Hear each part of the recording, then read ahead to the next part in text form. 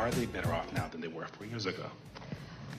So when we came into, well, first of all, let me just say, it is good to be with the National Association of Black Journalists, and I thank you for the work you do and that your members do every day. It is very important that we ensure that this organization and your members always have the resources and the platforms to deliver the voices that must be heard. So I thank you for hosting me today. 4 years ago, when we came in during the worst unemployment since the Great Depression. We came in during the worst public health epidemic in centuries. We came in after the worst attack on our democracies since the Civil War. And a lot of it due in large part to the mismanagement by the former president as it relates to COVID and obviously January 6th. And we had then a lot of work to do to clean up a mess. As of today, we have created over 16 million new jobs, over 800,000 new manufacturing jobs. We have the lowest black unemployment rate in generations. We have invested in small businesses, and they're to the benefit of many people, but including black small businesses, some of the highest rate of creation of new black small businesses in years. We have done the work of capping the cost of prescription medication for our seniors for issues like insulin. And again, I'm speaking to the black journalists who care about all people, but in particular, I'll talk about the impact on black people, where we know black folks are 60% more likely to be diagnosed with diabetes. And we have now finally capped the cost of insulin for our seniors at $35 a month, capped the cost of prescription medication for our seniors at $2,000 a year, because we, unlike the former president who promised to do it, we finally have allowed Medicare to negotiate drug prices against the big pharmaceutical companies. And these are just some of the accomplishments. Is the price of groceries still too high? Yes. Do we have more work to do? Yes. And I will tell you, I do believe that I offer a new generation of leadership for our country that is about, in particular, turning the page on an era that sadly has shown us attempts by some to incite fear, to create division in our country, and to do. Yeah. We are back here on WLTH 1370 AM, straight out of the cannon with me, Scott Cannon. It is 6:44 in the PM. Good Lord, it's going fast. Here on September the 20th, 2024. The future is here. The future is now. Yes, what you just heard was some of Kamala Harris at the National Association of Black Journalists, finally talking to black people. I said this about Obama back when he was running, and much of the black community, especially black journalists, allowed him to treat the black community like his dirty little secret. And I remember when it was we had the State of the Black Union, and Tavis Smiley was, I believe, running it at that time. I don't know if he still does it. And all the other Democratic candidates had showed up. All of them. Hillary Clinton showed up. John Edwards showed up. Only person who refused to show up was Barack Obama. He wanted to send his wife. Well, you know, I can't send my wife to go vote for me, okay? You know what I mean? No, I'm just saying, you want my vote, then, you know, come and get it. And so I'm actually very glad that Kamala Harris decided to speak directly to the black community and do this with the National Association of Black Journalists. Now, mind you, this was a very friendly interview. Their tone was a lot different than their attitude with Donald Trump. Obviously, their tone with Donald Trump was very adversarial. You know, it feels like on some level they were sent out there to be attack dogs for the Democrats, or for, you know, the sort of liberal elites who hate Trump. I gave props to Trump at the time for knowing he was going into a hostile environment and doing it and allowing himself to look foolish, because he did by the end of it. But he knew he was going to look foolish by the end of it because he knew all those people were against him. And in this case, even though it was a very friendly interview, they still did push Kamala Harris on some issues, and I was a little bit surprised by that. I thought it would be a straight softball issue, a straight softball interview with Kamala Harris, but they actually did press her on some things and actually even corrected her and pushed her on some things. So I do want to give some credit to the interviewers from the NABJ for not just straight rolling over and acting like it's black people's job to roll over and help whoever the Democrats spit at us to get elected. One thing that sort of got my attention is what she said about black men. And I actually very much appreciated this. To young black male voters who feel left out of this economy, and how can your economic policies materially change your lives? So I appreciate the spirit of the question, but I'll tell you, I've often been asked this question in a way that I've had to respond by first saying that I think it's very important to not operate from the assumption that black men are in anybody's pocket. Black men are like any other voting group. You gotta earn their vote. Thank you. So I'm working to earn the vote.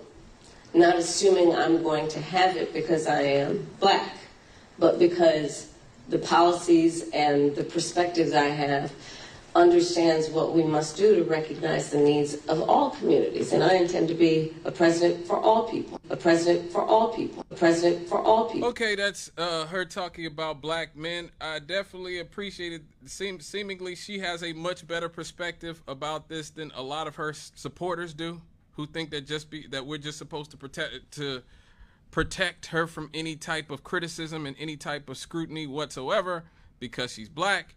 I appreciated that she clarified that she sees herself as a black woman.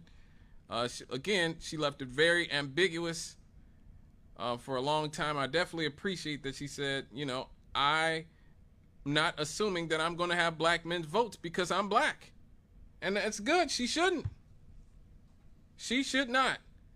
Donald Trump doesn't assume that he has, Rachel Maddow's vote because he know he ain't going to get it. He don't assume that every white person is going to vote for him, nor should he. And Kamala Harris shouldn't assume every black person is going to vote for her.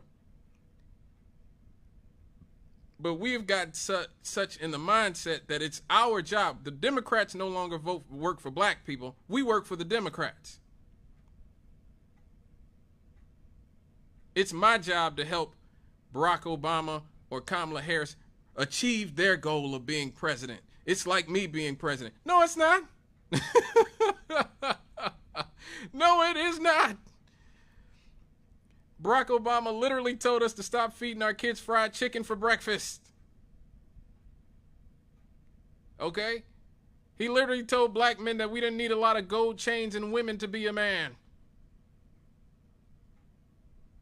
He was always full of the scolding for the black community. Nothing for the white people whose kids are shooting up schools every week. Not a whole lot of scolding for them, but a lot of scolding for us. And then he told us that we didn't need reparations because we had him.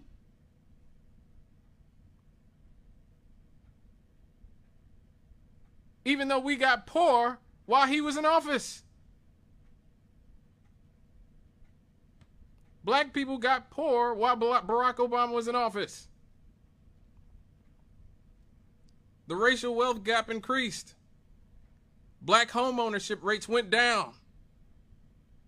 But we don't need reparations. Now, they asked Kamala Harris in this interview about reparations, and this is what she had to say about it.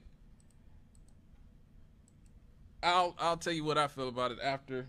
You eulogized Congresswoman Sheila Jackson Lee. Yeah. Jackson Lee's signature bill, one of a few, was H.R. 40, which would create a commission to study the history of U.S. slavery and study the issue of reparations. She introduced H.R. 40 every session of Congress, taking up the mantle from Congressman John Conyers. This is a bill that you have co-sponsored as a U.S. Senator. Yet, this has, despite the fact that this has been, similar commissions have been created on the state level and on the local level, is yet to pass in Congress, let alone come out of committee. Congresswoman Jackson Lee, Congresswoman Barbara Lee, and other advocates have called for President Biden to take executive action to create this commission. Would you, as president, take executive action to create this commission, or do you believe that it should happen in Congress? Well, first of all, as you mentioned, Sheila Jackson Lee, she was an extraordinary leader who we just recently lost, and she was a friend and a real champion for so many issues. So I feel compelled to say that about her. On the issue of what we need to do going forward, look, first of all, we just need to speak truth about history, in spite of the fact that some people who try and erase history and try and teach our children otherwise. We need to speak truth about the generational impact of our history, in terms of the generational impact of slavery, the generational impact of redlining, of Jim Crow law. I could go on and on and on. These are facts that have had impact, and we need to speak truth about it, and we need to speak truth about it in a way that is about deriving solutions. And frankly, I think that we, and part of that is studying it to figure out exactly what we need to do. But part of what we can do right now is, for example, what I'm talking about in terms of building an opportunity economy, which is addressing explicitly the obstacles that historically and currently exist and dealing with them: student loan debt, medical debt, bias in home appraisals, what we need to do in terms of dealing with an issue that I have championed for years, black maternal mortality, which is the fact that black women are 3 to 4 times more likely to die in connection with childbirth than other women. And we know that the reasons for that include disparities that pre-exist her pregnancy, including disparities that exist in the system during her pregnancy. So all of those things must be addressed. But do you have a position on whether that should happen, this commission should happen through executive order or via Congress? I think Congress ultimately will have the ability to do this work. I'm not discounting the importance of any executive action. So, no. But again, this is once again the what you get when you have, look, there are a lot of things I don't agree with ADOS and FBA and those types of groups about. But one thing I definitely agree with them about is that, and this is true of Obama too, when you have immigrants and the children of immigrants whose families are not connected to the soil of this country, it's obvious politically that these people do not have the same investment in reparations for chattel slavery that we do. And that's why Barack Obama would say something so foolish like, "You don't need reparations, you got me." Like, come on, guy. And now you have somebody like Kamala Harris who said 4 years ago when she's running for president, well, of course, you want me to say I'm going to do something specifically for black Americans. Well, I'm not going to do that. But then you ask her what she's going to do for immigrants, and she got a whole list of stuff that is specifically for immigrants, specifically even stuff specifically for Native Americans. But with us, it's like, well, a rising tide lifts all boats, student debt and, the health crisis and, and so, she's in trouble when she starts meandering. When she starts meandering and sounding a little unsure of herself, which she does very often, that's when you know she's in a little bit of trouble. But I'm still glad she did the interview, because again, all these people should have to be held accountable. and have to talk to us as black people directly. All of them. That's Trump. I'm glad he came to the NABJ. I'm glad now Kamala Harris has come to the NABJ, even though I'm not the hugest fan of the NABJ, because again, for obvious reasons, I think, you know, much of black media exists to be just an attack dog or just to work for the Democratic Party, when we need people who are going to be attack dogs for black America. Period. We need people who are going to be attack dogs for us. You know, not for no specific political party. For us, specifically. For black people. You know. And at least the working class. At least be an attack dog for the working class. Or at least have some class loyalty. Some class consciousness. If you're not, you know, going to have racial consciousness, at least have class consciousness. And much of the black media does not have either. They just work for the Democratic Party. But still, something is better than nothing in this case. We at least got to get Kamala Harris's comments on reparations on the record. She's not going to do anything about it, folks. So if reparations is your main issue, you know, she's like, well, Congress, you know, well, she knows she's not going to win 70 seats in Congress or 60, 70 seats in Congress. So basically, she says she's not going to do nothing. If you guys don't mind being treated that way, that's your business. Any candidate I support will specifically support this reparations for the descendants of chattel slavery, legacy black Americans. If you don't explicitly support reparations for legacy black Americans,